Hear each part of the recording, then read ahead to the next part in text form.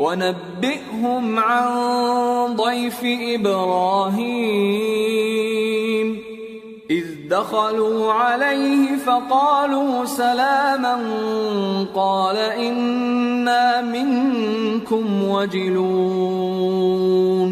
قالوا لا توجل إنا نبشرك بغلام عليم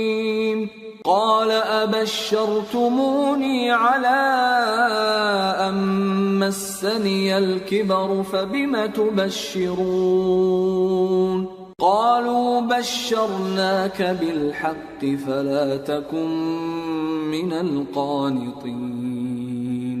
قال ومن